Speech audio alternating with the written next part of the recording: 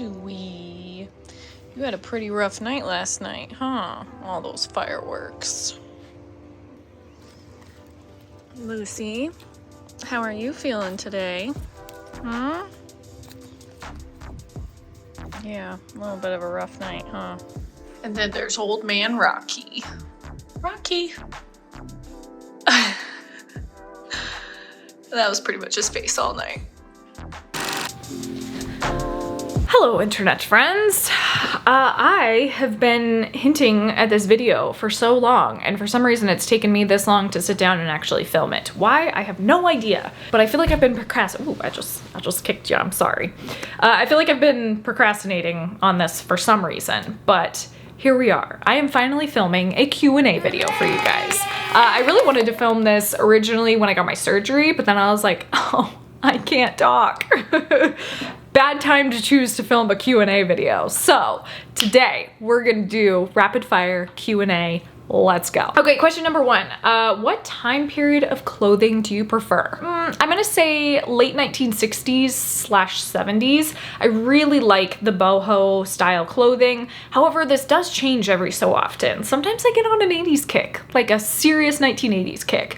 But I think the style and the era that I always tend to gravitate towards is definitely 1970s. How did you realize reselling is what you want to do? My aunt was a reseller and she came out and visited me one time, and I went thrifting with her and she told me all about what she does, and I was hooked, like legit from that moment on. She showed me the ins and outs. She was a big eBay seller, so I really got lucky with knowing someone that already sold on eBay. I just kind of learned from there. Oddly enough, so I started on eBay, but then maybe within that month I transitioned into Etsy, and I was primarily selling on Etsy. When I first started though, for some of you guys that don't already know this, I only sold vintage, like strictly vintage. I modeled it.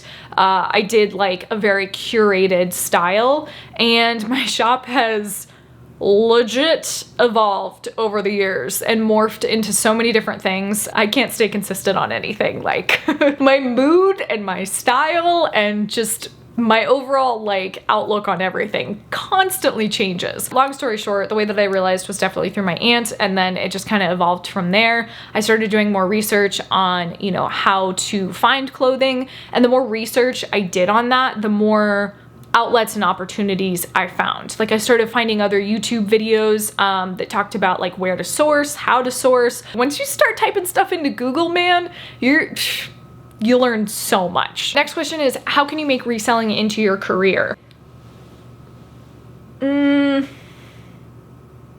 Some days I want to romanticize this job and make it sound like it's like the best job ever. And other days I wake up and I'm like, oh my God, why am I still doing this? Like, why do I torture myself this way? The majority of my days, I am so thankful for this job. Save up some money, make sure you have your rent covered, make sure you have like, you know, a little safety nest and all that kind of stuff. Like that is ultimately the intelligent thing to say. I will say, as a person who's been doing this for an extended period of time, I've gone through all that and I crashed and burned and I failed. Knowing that this is a true entrepreneurship job, like this is not something that can be considered truly steady. Like you have to factor in, if you want to go on vacation, you got to figure that out. You got to figure out health insurance, all that kind of stuff. I hate saying this out loud because it makes me sound like a Debbie Downer. You have to look at the majority of people do this job with a spouse or a significant other or someone else who contributes to the full package. As someone who never had that the entire time, it's very difficult. It's very, very difficult. If me grinding my teeth and going through a lot of stress in the last like 2 or 3 years doesn't say anything, I don't know what does. It's hard. It's hard work. And there's been so many ups and downs and a lot of failures. And I think you just have to be okay with failure, in other words. You know what? That's actually the best answer to that. How can you make reselling into your career? Don't be afraid of failure.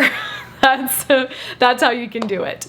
If you want to get into like the numbers side of things, be very consistent. I have to list anywhere from 10 to 20 items a day. The number one thing, stay consistent. And I think that holds true with anything. Like if somebody asks me for YouTube advice, same thing, stay consistent with it. And these are all lessons that I've learned by not staying consistent with it. How have your sales been? Mostly vintage, modern, or both? My sales have been pretty decent, all things considered. You know, when you take a look at the state of the economy, and summertime is always like a notorious slow time, my sales have actually been pretty decent. I have actually been running quite a few auctions on my store. You, as a buyer, if you want some really good deals, I have auctions ending almost every night is kind of how I've tried to set it up. It's a good way to clean out inventory, and it's a good way to know that you are still consistently making money. What is your favorite area of clothing to wear? So kind of similar to what time period of clothing do you prefer? Clothing that I like to wear is probably still 1970s, I'm gonna say. I love selling 1970s. I love wearing 1970s. Most people would think it was probably the 80s, and I feel like at one point in time, I probably would have said the 1980s, but I'm really digging the 1970s right now. What is your unicorn of vintage? What have you been searching for forever? Ooh, that's a good question. There's a lot of brands actually that I would love to find. One that comes to mind like instantly though is Goldworm. I feel like when I first started, Goldworm was a brand that you would see a lot of top sellers selling. And it's a very like bohemian 1970s, maybe late 60s era clothing style. Loud prints, kind of reminds me of like Poochie, but like a little bit more muted tones. Every once in a while, I'll go on First Dibs. I will go on that website and like look through some of the brands and just, you know, you can find so many cool brands on there. Like so many obscure labels that you wouldn't even know were vintage. Like you're just like, those are defunct brands that you don't find anymore, but they're still out there every once in a while. Any recommendations for anyone struggling out there with big life changes? Boy, do I feel that one. I feel that one a lot. I feel like my life got turned upside down in a lot of ways. I know I am terrible when it comes to change. Like I like roll up in a little ball and I'm just like, oh my gosh, I can't function. Like when I first moved here, I mean, it took me 2 months to get my bearings. You can throw me into any situation and I'm just gonna be like, ooh, I can't do this. You know, it's like every day at a time kind of thing. If you're going through a big change, and you take the day that change happens or the day that you realize things are changing and you extrapolate out like a full year and you look back on it, oh my gosh, like it's wild sometimes to sit down and just think like, for me, it was 7 months ago that I was in LA and realizing I was going to be making one of the biggest changes of my life, moving back home. I think back to where I was at this exact time period a year ago. So much has changed. My mental health has changed, my overall outlook and like ability to do things on a daily basis has changed. Just remember, like a year from now, you'll look back on it and just think, wow, okay, like I powered through this and here I am today. Have you ever considered doing thrifting downtown in the Arts District? Yes. In fact, I felt really bad when I saw this question because I hadn't published that video that I filmed for the Arts District yet. And I was like, oh man, this is gonna be like the next video that I put out. So the answer is definitely yes. For me, it is a little hard to get down there because you guys know I am terrible at driving. And I see that as like a very, you know, like parallel parking and all that kind of stuff. Oh God, that's terrible. The answer is yes. I really liked Buffalo Exchange. I definitely want to go back there and check that out again. Don't think I would ever move down there though. I had somebody else ask me if I would consider moving down there. Knowing that area, I couldn't see myself living down there. I don't know. Never say never. I really, like, my goal is to not put roots down in Las Vegas again, but at this point, I'm just like, God, I need to stop making predictions because I just don't know, you know? I guess that goes back to the struggling with big life changes because I feel like I'm still struggling with my big life change and trying to figure out what the heck I'm doing. It's time to do the one thing that I've been procrastinating all day on, my shipping.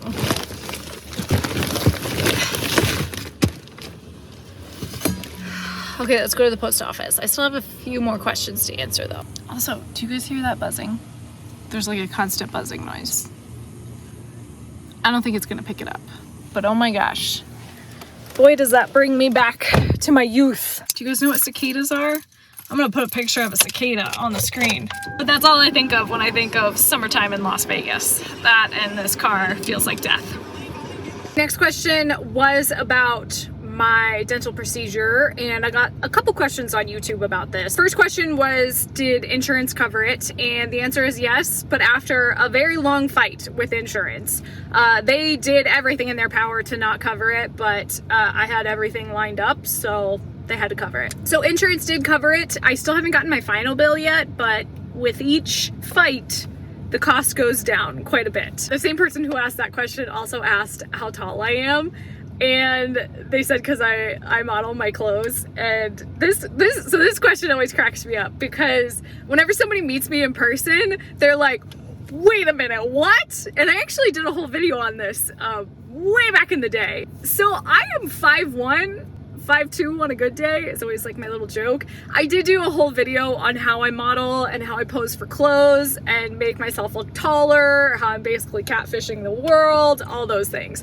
But yeah, I am very petite, I'm short, I am tiny frame. There's always angles that you can use to make yourself look taller. There's lots of workarounds. I'll leave the video somewhere where I cover all that. If I'm near a Big Lots, it can only mean one thing. Oh, you can't see the sign of my messy car. I made it to Savers. Last question was about compiling tips and guidelines for reselling, and basically the question was, have I done that before? And the answer is yes. I actually have a whole video on how to identify vintage clothing, a whole video on starting a vintage shop. I have privated quite a few videos on reselling content in general. I don't know, maybe someday I'll put them back out there. Some of them are super cringe because like it was from when I first started doing YouTube, but you know, I personally love looking back on old videos of people that I admire or people that I'm just really interested in like what they do, because it shows you where they started and where they are now. So sometimes I'm just like, man, I really should put those back out there into the world. So that actually brings me to my next thing. Minor announcement, not anything big or huge, but actually this month I'm going to be doing a no buy month, which I know that sounds strange because you're like, well, Laura, you have a business to run, and I'm also at Savers. What I mean by a no buy month is I'm actually not going to be buying any clothes for myself personally. Everything that I get is going to be stuff that I'm going to resell. So I am not picking up any personal items. Most likely. I mean, if I stumble on something really good, no. Honestly, I don't foresee myself picking up anything that I would keep for myself. Just because as of right now, I have enough clothes. Like, I don't need to add any more to my wardrobe. In fact, slowly but surely, I've been like taking stuff out. I do have some financial goals this month that I really want to hit. Not buying anything. What does that mean for this month though? I still want to put out fun content. I still want to put out stuff on like styling, on reselling, on just having fun in general. If you guys haven't noticed, I mean, I've hinted at this so much that I want to like start putting out videos that are just more like Vegas content. And I have been. I'm like slowly dipping my feet in. So I don't know. I mean, some days you guys are going to get like a thrift with me and it's going to be a blast and we're going to go to the thrift store. And other days, who knows? I might just be hanging out at a hotel or, you know, insert whatever. Like I might just be doing that and that only. That's where I'm at. Not buying anything this month for myself. But that does mean lots more reseller content.